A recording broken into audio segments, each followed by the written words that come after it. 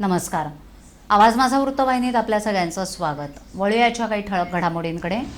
कापूरबावडे ते मुंबईच्या दिशेनं जाणाऱ्या उड्डाणपुलाचं पालकमंत्री एकनाथ शिंदे आणि विधान परिषदेचे उपसभापती वसंतराव डावखरे यांच्या हस्ते उद्घाटन. टीएमटी कर्मचाऱ्यांच्या थकीत देण्याबाबतची माहिती 8 दिवसात सादर करा. महापौर संजय मोरे. आणि कापूरबावडे उड्डाणपुलाच्या उद्घाटनाला भाजप आमदाराचा बहिष्कार. स्थानिक कार्यकर्त्यांनी दिल्या घोषणाबाजी. कापूरबावडी माझिवडा नाक्यावरील वाहतूक कोंडीतून सुटका करणारा कापूरबावडी उड्डाणपूल आता संपूर्णतः खुला झाला असून घोडबंदर ते मुंबई या मार्गिकेचं उद्घाटन सार्वजनिक बांधकाम मंत्री तसंच पालकमंत्री एकनाथ शिंदे यांच्या हस्ते करण्यात आलं. यावेळी झालेल्या कार्यक्रमाच्या अध्यक्षस्थानी विधान परिषदेचे उपसभापती वसंत डावखरे उपस्थित होते. एकनाथ शिंदे यांनी पुढील काळात केवळ ठाणेच नव्हे तर कल्याण, डोंबिवली तसंच इतर महत्त्वाचे रस्ते हे रस्ते विकास महामंडळाच्या माध्यमातून पूर्ण करण्यात येणार असल्याची माहिती दिली. तसंच उद्घाटन झालेला पूल पूर्णतः अपघातमुक्त असावा अशी अपेक्षा व्यक्त केली. ठाणे घोडबंदर रस्त्यावरील कापूरबावडी जंक्शन इथे असलेल्या या पुलाचे एकूण 5 जंक्शन्स आहेत. त्यापैकी मुंबई ते घोडबंदर, भिवंडी बायपास ते नाशिक, जुना भिवंडी रोड ते मुंबई आणि मुंबई ते भिवंडी रोड या बाजू 2013-14 या काळात सुरू झाल्या होत्या. मात्र घोडबंदर ते मुंबई ही 1813 मीटर लांबीची मार्गिका विविध कारणांमुळे रखडली होती. वाहतुकीच्या दृष्टिकोनातून ठाणे वाहतूक विभागानं 6 ठिकाणी अपघात होण्याची शक्यता अहवालात नमूद केल्यानं त्यानुसार सुधारणा करण्याचे आदेश महामंडळानं कंत्राटदाराला दिले. अतिक्रमणं, सेवा वाहिन्या हटवणं, भूतल परिवहन मंत्रालयाची परवानगी अशा कारणांमुळे मार्गिकेला विलंब लागत होता. या मार्गाच्या आजूबाजूला राहत असलेल्या रहिवाशांनी ध्वनी अवरोधक उभारण्याची मागणी केली होती. विशेष म्हणजे घोडबंदर भिवंडीहून मुंबईकडे जाणाऱ्या वाहनांना माझिवडा जंक्शन ओलांडून जाण्यासाठी अभूतपूर्व असा वेळ लागायचा. तसंच प्रचंड वाहतूक कोंडी व्हायची. या मार्गिकेमुळे अवघ्या 2 ते 3 मिनिटात या जंक्शनवरून जाणं वाहनांना शक्य होणार आहे. ठाणे महानगरपालिका हद्दीत घर घेताय का? मग ते अनधिकृत तर नाही ना, याची खातर जमा करा. अनधिकृत घर घेणं हा विकणाऱ्यासोबत विकत घेणारा देखील तितकाच दोषी असतो. तेव्हा घराची डोळस खरेदी करा. आपली कुठे फसवणूक तर होत नाही ना, यासाठी ठाणे महानगरपालिका मुख्यालयातील 4थ्या मजल्यावरील बांधकाम विभागात घराचा सर्वे नंबर, टिक्का नंबर याची खातर जमा करा. घराचं स्वप्न अवश्य करूया साकार, पण अनधिकृत घराचा नका करू कधीही विचार. अधिकृत घर म्हणजे उद्याची देखील निश्चिंती. अनधिकृत घराचे दार म्हणजे डोक्यावर कधीही तोडण्याची टांगती तलवार. जगणं तुमचं होऊ दे सुरेल गाणं, स्वच्छ सुंदर आणि अधिकृत घरांचं हजरं ठाणं. ठाणे महापालिकेतर्फे जनहितार्थ प्रसारित. टीएमटी कर्मचाऱ्यांची जी देणी बाकी आहेत याबाबतची माहिती 8 दिवसात सादर करावी असे आदेश महापौर संजय मोरे यांनी महापौर दालनात झालेल्या बैठकीत प्रशासनाला दिलेत. तसंच याबाबत 25 ऑगस्टला होणाऱ्या बैठकीत निर्णय घेण्यात येईल असंही महापौरांनी स्पष्ट केलंय. या बैठकीला स्थायी समिती सभापती नरेश म्हस्के, विरोधी पक्षनेते हनुमंत जगदाळे, भाजपा गटनेते संजय वाघुले, अतिरिक्त आयुक्त अशोक कुमार रणखाम, प्रभारी परिवहन व्यवस्थापक संदीप माळवी तसंच टीएमटी येथील सर्व युनियनचे पदाधिकारी उपस्थित होते.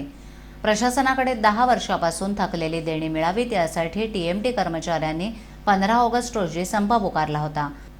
मात्र परिवहन व्यवस्थापनानं महापौर संजय मोरे आणि आयुक्त संजीव जयस्वाल यांच्याशी चर्चा केली. महापौरांसोबत बैठकीचं आश्वासन दिल्यानंतर कर्मचाऱ्यांनी सदरचा संप मागे घेतला. महापौर दालनात झालेल्या बैठकीत टीएमटी येथील सर्व युनियननं आपल्या मागण्या मांडल्या.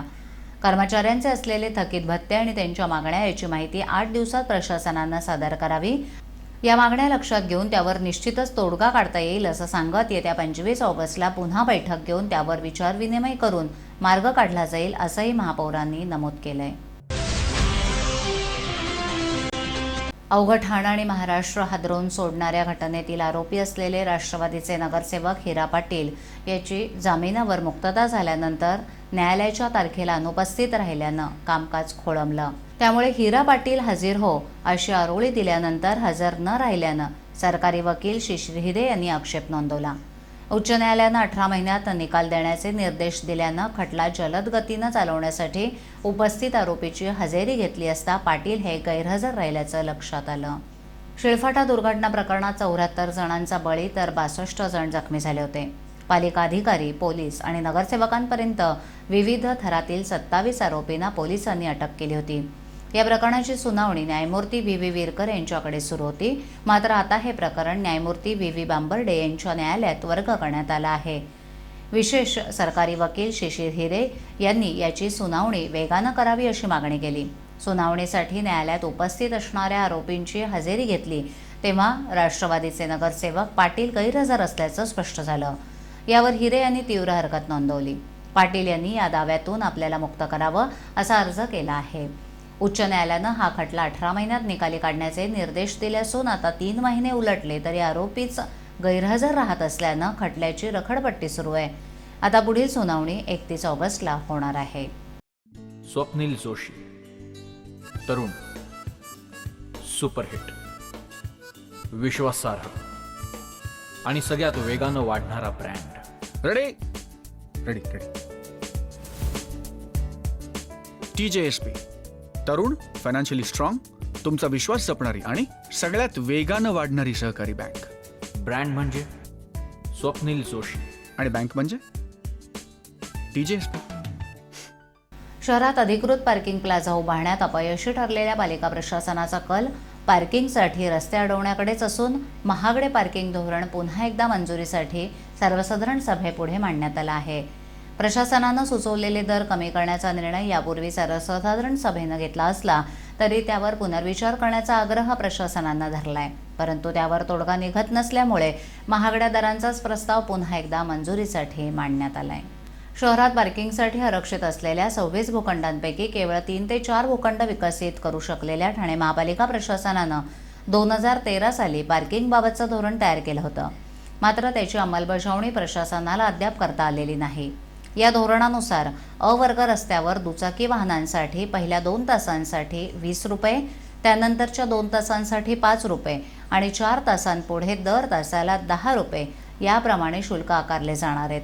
स्टेशन परिसरात पालिकेचा अधिकृत पार्किंग प्लाझा नसल्यानं अनेक ठाणेकर रामारुती रोड, गोखले रोड इत्यादी रस्त्यांच्या एका बाजूला वाहनं पार्क करून कामावर जातात. त्यांची वाहनं किमान 8 ते 12 तास या रस्त्यांवर उभी असतात.